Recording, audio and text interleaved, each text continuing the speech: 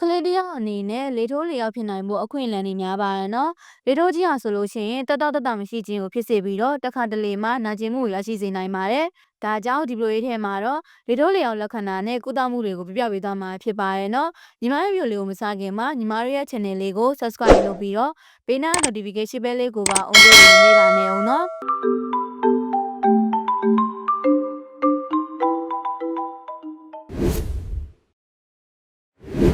ကလေးငယ်မှာလေထိုးနေတယ်ဆိုတာကိုဘယ်လိုသိနိုင်မလဲဆိုတာကိုပြပြပေးပါမယ်နော်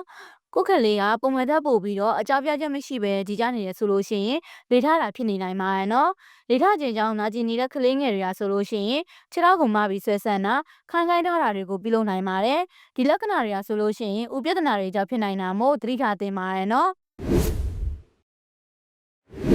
ကလေးငယ်တွေမှာလေထိုးလေထခြင်းရာဆိုရင်ဘယ်အရာတွေကြောင့်ဖြစ်နိုင်လဲဆိုတာကိုပြပြပေးပါမယ်နော်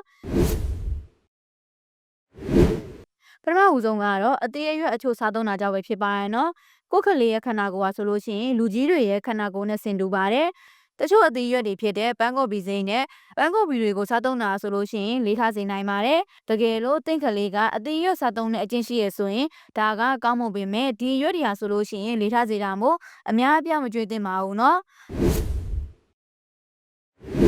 နောက်တစ်မျိုးကတော့ဖြော်ရည်တောက်တုံတာပဲဖြစ်ပါတယ်။ကလေးတွေကိုအသက်6လအောက်ဆိုလို့ရှိရင်မိခင်တို့ဒါမှမဟုတ်နို့မို့ကလွယ်ပြီးတော့အခြားဖြော်ရည်တွေအရည်တွေကိုမတိုက်သင့်ပါဘူး။သူတို့ရဲ့အစာချေစနစ်ကကောက်မဖွံ့ဖြိုးသေးတာမို့သူတို့ဟာဖြော်ရည်တွေအဓိကအားဖြင့်ဖြော်ရည်မှာပါတယ်ဖလူတိုနဲ့စုကရိုတွေကိုခြေဖြတ်ဖို့အခက်အခဲနိုင်ပါတယ်။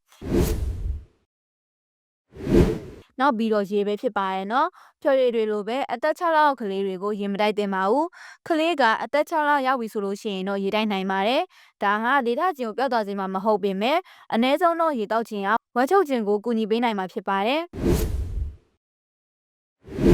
ဒါဆိုလို့ရှိရင်ကလေးတွေလေထတာကိုဘယ်လိုပျောက်သွားလုံးရမလဲဆိုတာကိုပြပြပေးပါမယ်နော်ပထမဦးဆုံးကတော့ကလေးငယ်မမက်ရနေတဲ့အချိန်မှာအစာကျွေးပါနော်ကလေးကိုအစာကျွေးတဲ့အခါမှာနှုတ်ကောက်ပိုက်ထဲဝင်သွားစေဖို့အတွက်မမက်အနေထားနဲ့အစာကျွေးသင့်ပါတယ်တကယ်လို့ကလေးဟာကိုယ်ကောက်နေရဲ့ဒါမှမဟုတ်လေလျောက်နေဆိုလို့ရှိရင်တော့ပိုက်ထဲမှာလေတွေပိတ်လောင်မိဖို့ပုံများပါရဲ့နော်နောက်ပြီးတော့ကလေးငယ်ကိုမကြာခဏလေတောက်ပြုလုပ်ပေးပါကလေးငယ်ကိုမကြာခဏလေတောက်ပြုလုပ်ပေးခြင်းဟာဆိုလို့ရှိရင်ဒီတွေအကုန်လုံးကိုထုတ်ပေးလိုက်မှာဖြစ်ပါတယ်ကလေးအစာစားတာရေတောက်ပြီးတဲ့အချိန်ကိုစောင့်နေမယ့်အစားနှုတ်ဘူးတိုက်နေခြင်းဒါမှမဟုတ်အစာကျွေးနေခြင်းမှလေထုတ်ပေးသင့်ပါတယ်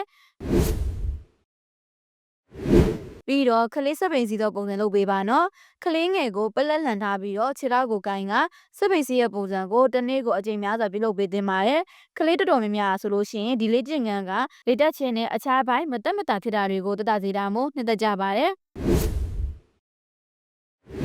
နောက်ပြီးတော့ကလေးရဲ့ဘိုက်ကိုနှိပ်ပေးပါနော်ဘိုက်ကိုညှစ်သားနှိပ်ပေးတာဆိုလို့ရှိရင်လေတွေကိုတက်တာစေပါတယ်ဒါကကလေးငယ်ရဲ့ဝက်ဘိုက်အတွင်းမှာကျရှိနေတဲ့လေတွေကိုထုတ်ပေးမှဖြစ်ပြီးတော့ကလေးကိုနေရတက်တာစေပါတယ်တကယ်လို့ကလေးငယ်ကဘိုက်ကိုပုတ်ပေးရမကြိုက်ဘူးဆိုလို့ရှိရင်တော့ကြောကုတ်ကိုပုတ်ပေးနိုင်ပါတယ်ဒါကလည်းလေထနေတာကိုတက်တာစေနိုင်ပါတယ်နော်အခုပြပေးခဲ့အချက်တွေကိုပြုလုပ်ပေးမယ်ဆိုလို့ရှိရင်တင့်ကလေးကလေထတာတက်တာလာမှာဖြစ်ပါရဲ့နော်တကယ်လို့မတက်တာဘူးဆိုလို့ရှိရင်တော့ကလေးထူးဆရာဝန်နဲ့ဆက်သွယ်ပြီးတော့အကျဉ်းချင်းတောင်းတာစေကူတောင်းမှုခံယူတာတွေကိုပြုလုပ်တင်ပါတယ်ညီမရဲ့ဗီဒီယိုလေးကိုအဆုံးထိကြည့်ပေးရတဲ့အတွက်အားလုံးကျေးဇူးတင်ပါတယ်ရှင်နောက်ထပ်ဗီဒီယိုမှာပြန်တွေ့ကြပါဘောနော်